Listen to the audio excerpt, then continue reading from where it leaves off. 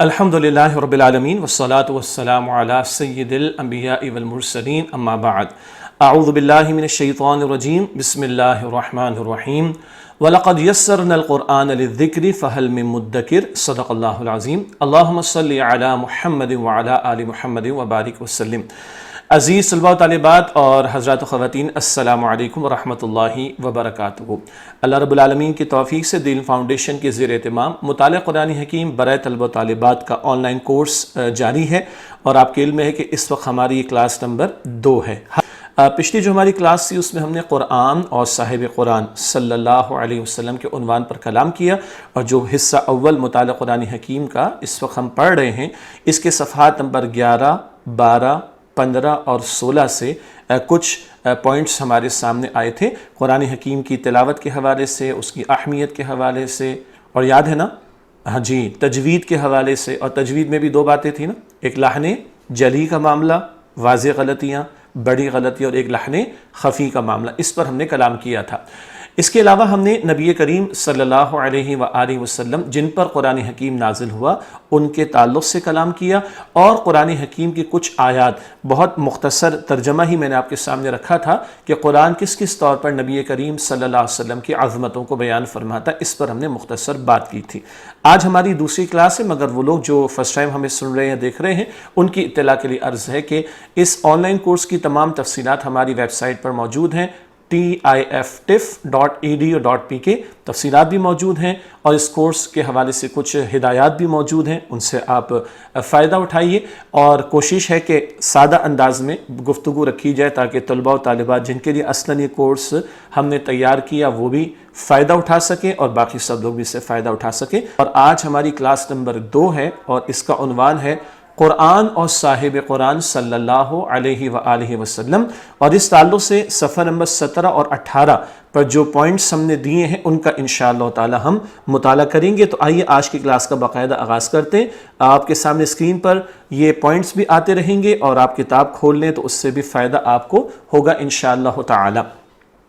ہمارے پیارے نبی حضرت سیدنا محمد مصطفیٰ صلی اللہ علیہ وسلم کی حیات مبارکہ ایک نظر میں، حیات زندگی کو کہا جاتا ہے، اور حضور صلی اللہ علیہ وسلم کی زندگی پر تو قیامت تک بہت ساری باتیں ہوں گی، مگر 23 برس کی زندگی کے حوالے سے اور حضور علیہ السلام کی ولادت سے لے کے وصال تک کے حوالے سے کچھ نقطے ہم سامنے رکھنا چاہیں گے۔ بار بار مجھے کہنا پڑے گا کہ یہ اصلاً تو طلباء و طالبات کے لیے کورس ہم نے تیار کیا ہے، لیکن بہت سے بڑے حضرات بھی، خواتین حضرات بھی، اور اساتذہ بھی اس سے انشاءاللہ تعالی فائدہ اٹھائیں گے، اور طلباء و طالبات کے والدین بھی۔ ولادت مبارکہ سے آغاز وحی تک، یعنی حضور علیہ السلام کی ولادت یعنی پیدائش جب ہوئی، اور وحی کا آغاز کس عمر میں ہوا تھا؟ جی بالکل صحیح، بہت سے لوگوں نے جواب دیا ہوگا 40 سال کی عمر میں۔ تو آپ صلی اللہ علیہ وسلم کی پیدائش سے لے کے 40 سال تک کے چند اہم واقعات کا یہاں پر ہم ذکر کر رہے ہیں۔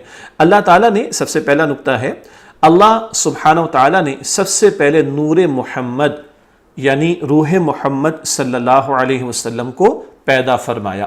ایک حدیث شریف میں آتا ہے، اللہ کے رسول صلی اللہ علیہ وآلہ وسلم نے فرمایا، میں تو اس وقت بھی اللہ سبحانہ وتعالیٰ کا رسول تھا جب آدم علیہ السلام ابھی جسم اور روح کے درمیان تھے، یہ معاملہ مکمل نہ ہوا تھا۔ حضور علیہ السلام نے فرمایا میں تو اس وقت بھی اللہ سبحانہ وتعالیٰ کا رسول تھا۔ دوسرا نقطہ، آپ صلی اللہ علیہ وسلم کی ولادت باسعادت بروز پیر ماہ ربیع الاول میں ہوئی۔ پیر کا دن تھا جب حضور صلی اللہ علیہ وسلم کی ولادت باسعادت ہوئی۔ تاریخ کے حوالے سے 1 سے زیادہ باتیں نقل کی گئیں، تو ہم یہاں پر کوشش کرتے ہیں کہ جن باتوں پر سب کا اتفاق پایا جاتا ہے انہی کو نقل کیا جائے۔ اسی لیے اس کورس مطالعہ قرآن حکیم کی کتاب بھی میرے سامنے موجود ہے۔ مطالعہ قرآن حکیم برائے طلباء و طالبات کی خاص بات کیا ہے کہ تمام مکاتب فکر کے علماء نے اس پر اتفاق فرمایا، تو ہم کوشش کریں گے کہ ایسی بات جس میں کچھ اختلاف پایا جاتا ہے وہ ذکر میں نہ آئے۔ آپ صلی اللہ علیہ وسلم کی ولادت باسعادت بروز پیر ماہ ربیع الاول میں ہوئی۔ تیسرا نقطہ، آپ صلی اللہ علیہ وسلم کا نام مبارک محمد اور احمد صلی اللہ علیہ وسلم ہے، اور کنیت ابو القاسم تھی۔ ابو القاسم حضور صلی اللہ علیہ وسلم کی کنیت، اور محمد اور احمد آپ صلی اللہ علیہ وسلم کے نام ہیں۔ ایک دلچسپ بات عرض کروں، اس کو نوٹ کر لیجئے گا۔ حضور صلی اللہ علیہ وسلم کا نام مبارک محمد 4 مرتبہ قرآن حکیم میں آیا، اور احمد ایک مرتبہ قرآن حکیم میں آیا ہے۔ تو آپ علیہ السلام کے نام محمد اور احمد بھی صلی اللہ علیہ وسلم، اور کنیت ابو القاسم۔ اسی طرح اگلا نقطہ ہے، چوتھا نقطہ، آپ صلی اللہ علیہ وسلم کے والد کا نام حضرت عبداللہ اور دادا کا نام حضرت عبد المطلب ہے۔ مجھے پتا ہے کہ بہت سے لوگ کہیں گے بھی تو بہت سادہ سی باتیں ہیں، تبھی تو ہم نے کہا ہمارے اس کورس کا نام کیا ہے، مطالعہ قرآن حکیم برائے طلبہ و طالبات۔ لیکن میں یقین دلاؤں آپ کو، جو حضرات و خواتین دیکھ رہے ہیں اس کورس کو، کچھ باتیں ایسی ابھی آئیں گی کہ شاید ہم میں سے کچھ لوگوں کے علم میں نہ ہوں۔ میں تو واقف ہوں کہ بہت سارے اسکولز میں جہاں یہ مطالعہ قرآن حکیم کا نصاب پڑھایا جاتا ہے، وہاں کے کئی ٹیچرز نے کہا کہ بہت سی باتیں ہمیں پہلی مرتبہ سننے، سیکھنے یا سمجھنے کو مل رہی، یا ماضی میں کبھی اسکول لائف میں ہم نے پڑھا تھا تو وہ باتیں ریپیٹ بھی ہو رہی، تو سب کا فائدہ ہوگا انشاءاللہ تعالی۔ تو چوتھی بات کہ آپ صلی اللہ علیہ وسلم کے والد کا نام حضرت عبداللہ اور دادا کا نام حضرت عبد المطلب ہے۔ پانچویں بات، آپ صلی اللہ علیہ وسلم کی والدہ کا نام سیدہ حضرت آمنہ بنت وہب ہے۔ آپ کی والدہ کا نام بی بی آمنہ سبھی کو یاد ہے ماشاءاللہ۔ چھٹی بات، آپ صلی اللہ علیہ وسلم کی ولادت باسعادت کے وقت ظاہر ہونے والے نور سے ملک شام کے محلات روشن ہو گئے۔ بہت سارے عجیب اور خوبصورت اور عظیم واقعات حضور صلی اللہ علیہ وسلم کی ولادت باسعادت کے موقع پر پیش آئے۔ جب آپ کی ولادت ہوئی، ولادت مبارک، تو اس وقت ایک نور ظاہر ہوا جس سے شام، ملک شام، سیریا، اس کے محلات روشن ہو گئے۔ یہ عظمتوں والا معاملہ اس دنیا میں پیش آیا جب حضور صلی اللہ علیہ وسلم کی ولادت باسعادت ہوئی۔ اگلا واقعہ بہت سے بچوں کو بھی یاد ہوگا۔ آپ صلی اللہ علیہ وسلم کو دودھ پلانے والی عورتوں میں سیدہ حضرت آمنہ حضور کی والدہ، حضرت حلیمہ سعدیہ رضی اللہ تعالی عنہ بہت مشہور نام، اور ثویبہ رضی اللہ تعالی عنہ شامل ہیں۔ یہ پڑھا جائے گا ثویبہ، کبھی ہم ثوبیہ پڑھ دیتے ہیں، ثویبہ صحیح نام ہے۔ یہ وہ خواتین آپ کی والدہ بی بی آمنہ، پھر حضرت حلیمہ سعدیہ رضی اللہ تعالی عنہ جن کے گھر میں حضور نے ابتدائی سالوں کا کچھ حصہ گزارا، اور حضرت ثویبہ رضی اللہ تعالی عنہ، ان خواتین نے حضور کو دودھ پلایا تھا۔ آٹھویں بات، آپ صلی اللہ علیہ وسلم کے شق صدر مبارک کا واقعہ پہلی مرتبہ بچپن میں پیش آیا۔ صدر کسے کہتے ہیں؟ سینے کو کہا جاتا ہے۔ شق کا مطلب سینہ کھول دیا جانا۔ اللہ اکبر۔ یہ واقعہ وہ معراج کے موقع کے حوالے سے بھی آپ نے سنا ہوگا، اور یہاں کیا ہے، بچپن میں حضور علیہ السلام ابتدائی عمر میں تھے تو آپ کے سینے اتھر کو کھولا گیا، چاک کیا گیا، جبرائیل تشریف لائے۔ یہ واقعات ایک سے زائد مرتبہ پیش آئے، اس کو کہتے ہیں شق صدر کا واقعہ۔ یہ پہلی مرتبہ بچپن میں پیش آیا۔ نویں بات، آپ صلی اللہ علیہ وسلم کی عمر مبارک 6 برس ہوئی تو والدہ ماجدہ سیدہ حضرت آمنہ کا وصال ہو گیا، جبکہ آپ کے والد گرامی حضرت عبداللہ کا انتقال آپ صلی اللہ علیہ وسلم کی ولادت سے پہلے ہو چکا تھا۔ یہ بھی سب کو معلوم ہے، جب اللہ کے نبی علیہ السلام پیدا ہوئے تو دنیا میں آپ کے والد نہیں تھے، اور جب آپ 6 سال کے ہوئے تو آپ کی والدہ کا انتقال ہو گیا۔ یہ بچوں کو بھی سمجھنا چاہیے، اور بہت سے وہ لوگ جن کے ساتھ ایسے واقعات پیش آئے۔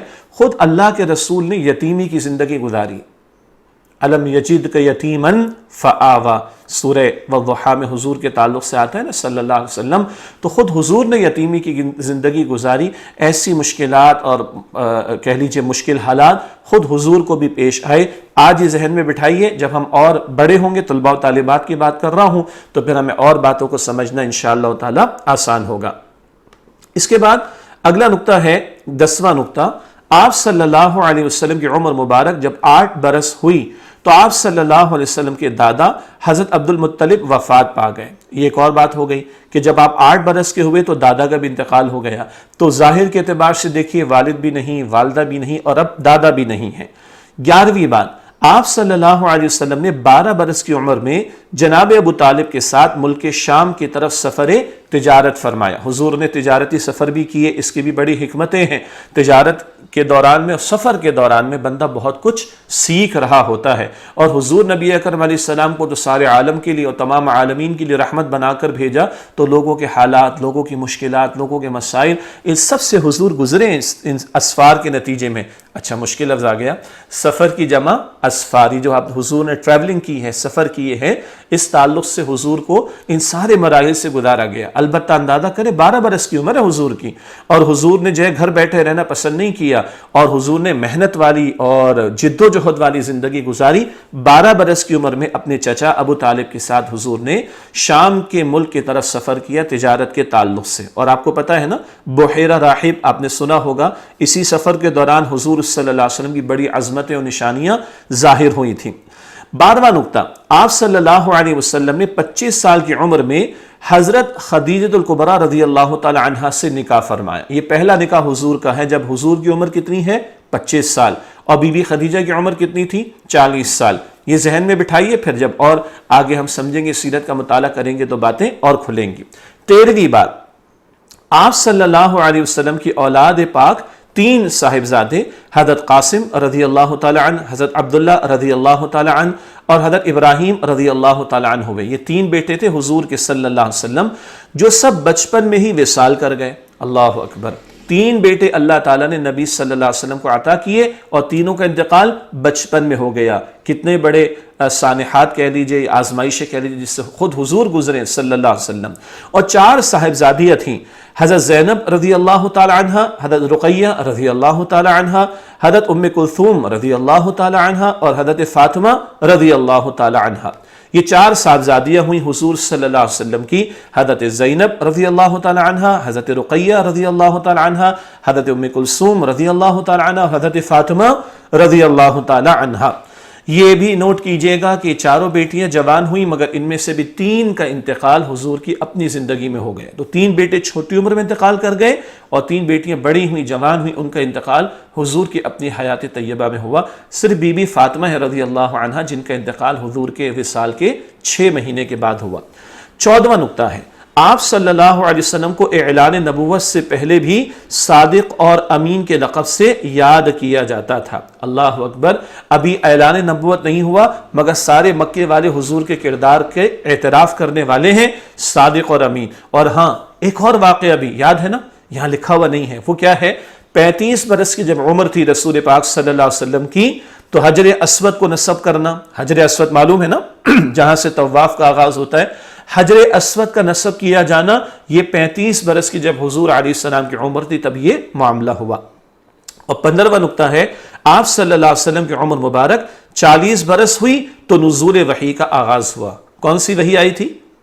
جی ہاں، انا انزلناہ فی لیلۃ القدر، یہ آئی تھی؟ نہیں، وہ تو شب قدر میں تو قرآن کے نزول کا ذکر ہو رہا ہے۔ جی یاد آ گیا، اقرأ بسم ربک الذی خلق، خلق الانسان من علق۔ ماشاءاللہ، یہ پہلی 5 آیات سورہ علق کی 40 برس کے حضور ہوئے تب آپ صلی اللہ علیہ وسلم پر نازل ہوئیں۔ اچھا جی، یہ تو ہوا حضور کی ولادت سے لے کے 40 برس تک کا معاملہ۔ اب وحی کے آغاز سے ہجرت مدینہ تک مکی دور، ہم سیرت النبی کا مطالعہ نہیں کر رہے، بلکہ حضور کی سیرت کے اہم نکات اور اہم واقعات آپ کی زندگی کے، ان کو بس ایک تفصیل کے بغیر لسٹ ڈاؤن آپ کے سامنے کر رہے ہیں۔ اس کی حکمت پہلے بھی بتائے گی، بعد میں بھی بتائیں گے انشاءاللہ۔ وحی کے آغاز سے ہجرت مدینہ تک مکی دور، پہلا نقطہ ہے اس حوالے سے، آپ صلی اللہ علیہ وسلم پر نزول وحی کے بعد حضرت خدیجہ الکبریٰ رضی اللہ تعالی عنہ، حضرت ابوبکر صدیق رضی اللہ عنہ، حضرت علی المرتضیٰ رضی اللہ عنہ اور حضرت زید بن حارثہ رضی اللہ عنہ اسلام لائے۔ عورتوں میں سے بی بی خدیجہ، مردوں میں سے صدیق اکبر رضی اللہ عنہ، بچوں میں سے حضرت علی مرتضیٰ اور غلاموں میں سے حضرت زید بن حارثہ۔ یہ 4 افراد اول حضور پر ایمان لائے۔ گھر کے لوگ ہیں، قریبی لوگ ہیں، حضور کا پاکیزہ کردار سامنے تھا، جیسے حضور کی دعوت شروع ہوئی فوراً یہ لوگ ایمان لے آئے۔ دوسرا نقطہ، کب کی بات ہو رہی ہے؟ وحی کا آغاز کس برس میں ہوا حضور علیہ السلام پر؟ 40 سال کی برس عمر میں، اور 40 سال سے وحی کا نزول شروع ہو گیا۔ اب اس کے بعد کے واقعات جو 13 برس اللہ کے نبی صلی اللہ علیہ وسلم نے مکہ مکرمہ میں گزارے، کتنے؟ 40 برس کے بعد وحی کا نزول شروع ہوا، اور 13 برس اب حضور مکہ میں رہیں گے، اور پھر 10 برس مدینہ شریف میں رہیں گے۔ یہ جو 13 برس ہیں آغاز وحی کے فوراً بعد، اس کے کچھ واقعات کو ہم سمجھ رہے ہیں، ٹھیک ہے؟ 4 افراد کا ذکر آگے جو اول ایمان لائے۔ نمبر 2، آپ صلی اللہ علیہ وسلم نے نزول وحی کے بعد ابتداءً غیر اعلانیہ طور پر تبلیغ اسلام کا آغاز کیا۔ غیر اعلانیہ کا مطلب پبلکلی ابھی نہیں کیا، اوپنلی نہیں کیا، ایک کے پاس جا کر حضور دعوت دیتے تھے، اور پہلے 3 سال تک تقریباً حضور نے ایسا ہی معاملہ کیا صلی اللہ علیہ وسلم، پبلکلی نہیں بلکہ انڈیویجولی ایک کے پاس جا کر حضور دین کی دعوت دیتے تھے۔ تیسرا نقطہ، آپ صلی اللہ علیہ وسلم کی عمر مبارک تقریباً 43 برس تھی، 43، جب آپ صلی اللہ علیہ وسلم نے اعلانیہ تبلیغ دین کا آغاز فرمایا۔ یہ ایک اور نقطہ آ گیا ہمارے سامنے کہ جب اللہ کے رسول علیہ السلام کی عمر مبارک 43 برس 43 ایئرس کی ہوئی تو اب تبلیغ اعلانیہ شروع ہو گئی، اوپنلی اللہ کے رسول علیہ السلام نے دعوت کا عمل شروع کر دیا۔ اچھا یاد ہے آپ کو کوہ صفا، صفا مروہ کا نام سنا ہے نا؟ تو کوہ صفا، کوہ کہتے پہاڑ کو، ماؤنٹن کو، صفا کا جو ماؤنٹن تھا، پہاڑ تھا، اس پر کھڑے ہو کر پبلکلی حضور علیہ السلام نے دعوت شروع کی۔ اچھا جی آگے چلتے ہیں۔ چوتھا نقطہ ہے اس تعلق سے کہ آپ صلی اللہ علیہ وسلم کی ظہور نبوت کے 5ویں سال پہلی ہجرت حبشہ ہوئی۔ ظہور نبوت، اعلان نبوت یا وحی کا آغاز ایک ہی بات ہے۔ ظہور نبوت، اعلان نبوت، آغاز وحی 40 برس کی عمر میں۔ اس کے 5ویں سال ہجرت حبشہ کا معاملہ پہلی مرتبہ پیش ہے۔ پہلی مرتبہ کچھ لوگ گئے تھے، دوسری مرتبہ زیادہ لوگ گئے تھے۔ وہ سیرت کی کتابوں میں ہم پڑھ سکتے ہیں۔ ایبیسینیا اور نیگس وہاں کا بادشاہ تھا، یاد آ گیا، نجاشی جسے کہتے ہیں رحمت اللہ علیہ، اور حبشہ کا علاقہ، یہ پہلی ہجرت حبشہ ہوئی ہے اعلان نبوت یا آغاز وحی کے 5ویں سال۔ پانچویں بات، آپ صلی اللہ علیہ وسلم کی ظہور نبوت کے 6 سال حضرت حمزہ بن عبد المطلب رضی اللہ عنہ اور حضرت عمر رضی اللہ تعالیٰ عنہ اسلام لائے۔ حضرت حمزہ حضور کے کیا ہیں؟ جی ماشاءاللہ چچا ہے، ماشاءاللہ، اور یاد ہے نا کہاں شہید ہوئے تھے؟ احد کے میدان میں۔ تو حضرت حمزہ کا بھی ایمان لائے اعلان نبوت کے 6 سال، اور حضرت عمر رضی اللہ تعالیٰ عنہ بھی اعلان نبوت کے 6 سال انہی دنوں میں ایمان لائے ہیں۔ چھٹا نقطہ، آپ صلی اللہ علیہ وسلم کے قبیلے سے قریش نے مکمل طور پر تعلقات ختم کر دیے۔ قریش کا قبیلہ آپ جانتے ہیں نا، قریش تو بڑا قبیلہ تھا، پھر اس کی چھوٹی چھوٹی شاخیں تھی، بنو ہاشم کی شاخ، یہ حضور کا گھرانہ صلی اللہ علیہ وسلم۔ تو آپ کے قبیلے سے قریش نے مکمل طور پر تعلقات ختم کر دیے اور 3 سال کے لیے انہیں شعب ابی طالب میں محصور رکھا۔ شعب ویلی کو کہتے ہیں، وادی کو۔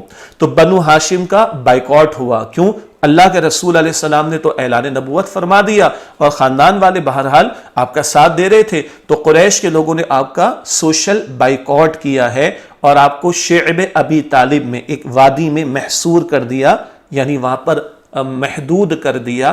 یہ واقعہ نبی صلی اللہ علیہ وسلم کے اعلان نبوت کے 7ویں سال پیش آیا، اور 2.5-3 سال تک حضور کا معاملہ یہ رہا کہ کھانے پینے کو کوئی خاص چیز زیادہ نہیں ہوا کرتی تھی، بڑی مشکل سے اللہ کے رسول گزرے۔ بڑوں کے لیے ایک نقطہ ہے، لاک ڈاؤن سے آج ہم لوگ گزر رہے ہیں نا، لیکن ہم کھا بھی رہے ہیں، پی بھی رہے ہیں، کچھ سہولت ہے نرمی کی تو گھر سے تھوڑی دیر کے لیے کچھ لوگ نکل بھی جاتے ہیں۔ یہ 3 سال کا لاک ڈاؤن حضور علیہ السلام کے عہد مبارک کا ذہن میں رکھیے گا۔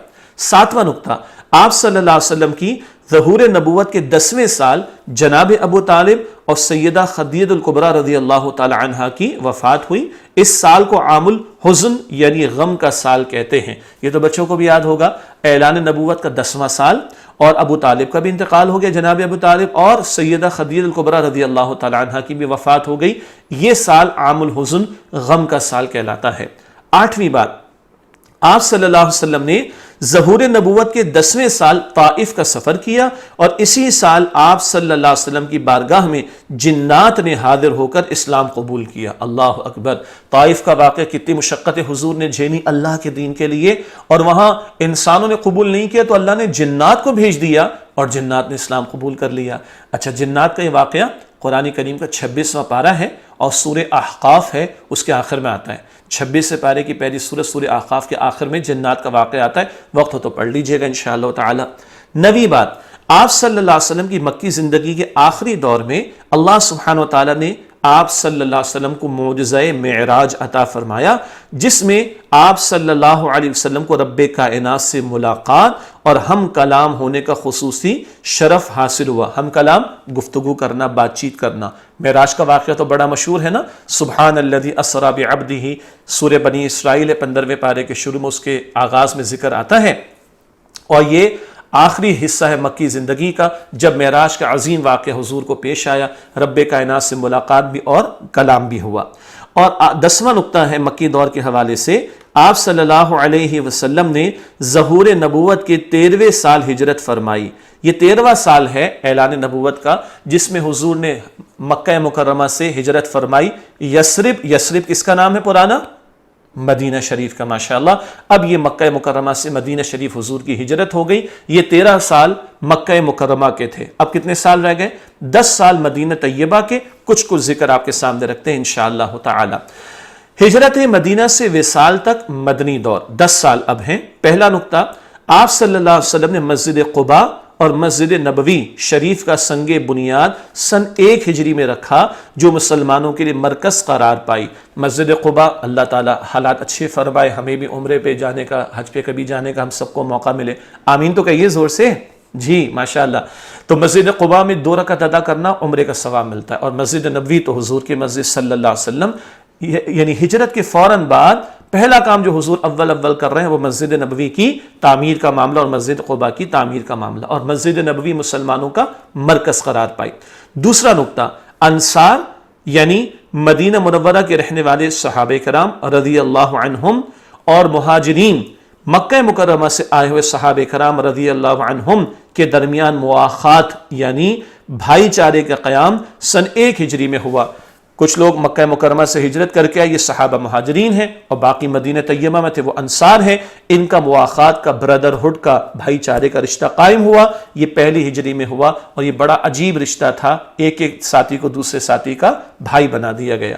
نمبر 3، مدینہ منورہ کے قریب آباد یہود قبائل سے سن 1 ہجری میں سیاسی اور دفاعی معاہدہ ہوا، جسے میثاق مدینہ کہتے ہیں۔ یہود کے قبیلے آباد تھے، 3 قبیلے تھے، ان سے ایک معاہدہ ہوا کہ مدینہ منورہ کا دفاع کریں گے مل کر۔ سیاسی اور دفاعی معاہدہ تھا جسے میثاق مدینہ کہتے ہیں، مدینہ پیکٹ انگلش میں اس کو کہا جاتا ہے۔ چوتھا، سب کو اب باتیں یاد ہے تو غزوات کا بیان آ رہا ہے۔ غزوہ بدر مسلمانوں کی شاندار فتح، تحویل قبلہ بیت المقدس کے بجائے خانہ کعبہ قبلہ بنا دیا گیا، روزے کی فرضیت، صدقہ فطر ادا کرنا، اور نماز عید الفطر کا حکم سن 2 ہجری میں ہوا۔ تو 2 ہجری میں بہت سارے واقعات مشہور ہیں، بدر، قبلے کا بدلہ جانا، اور روزہ، عید الفطر اور صدقہ فطر دینا، یہ سب 2 ہجری میں۔ 5واں نقطہ ہے غزوہ احد سن 3 ہجری میں ہوا۔ 6واں نقطہ ہے غزوہ احزاب جس میں کفار کی شرمناک شکست ہوئی، سن 5 ہجری میں ہوا۔ 7واں نقطہ ہے صلح حدیبیہ، مسلمانوں کی کھلی فتح سن 6 ہجری میں ہوئی۔ 8واں نقطہ ہے فتح خیبر، یہود کی شکست سن 7 ہجری میں ہوئی۔ یہ سب واقعات اور غزوات مطالعہ قرآن حکیم میں بعد میں تفصیل سے قرآن کی آیات کی روشنی میں آئیں گے انشاءاللہ۔ 9واں نقطہ فتح مکہ، کعبۃ اللہ کا 360 بتوں سے پاک ہونا، اور سرزمین عرب میں اللہ سبحانہ وتعالی کے دین کا غلبہ سن 8 ہجری میں ہوا۔ وَرَأَيْتَ النَّاسَ يَدْخُلُونَ فِي دِينِ اللَّهِ أَفْوَاجًا، تو 8 ہجری میں فتح مکہ۔ 10واں نقطہ غزوہ تبوک سلطنت روم کے خلاف سن 9 ہجری میں ہوا، عرب سے باہر نکل کر اور دوسری دنیا میں، دنیا کے اور علاقوں میں اسلام کے غلبے کی پیش قدمی، تو غزوہ تبوک سن 9 ہجری میں ہوا۔ 11واں نقطہ اسلام کا لبادہ اوڑھنے والے منافقین نے مسجد ضرار تعمیر کی، جسے رسول اللہ علیہ السلام نے غزوہ تبوک سے واپسی پر گرانے اور جلانے کا حکم دیا۔ یہ سازشی لوگ تھے، ان کی سازش کو توڑ دیا گیا، اور اس مسجد کو، مسجد ضرار کو جو ہے وہ ختم کیا گیا۔ 12واں نقطہ ہے حجۃ الوداع سن 10 ہجری میں ہوا۔ خطبہ حجۃ الوداع مشہور ہے نا، وہ 10 ہجری میں حجۃ الوداع کا معاملہ ہوا، اور خطبہ بھی حضور نے عنایت فرمایا۔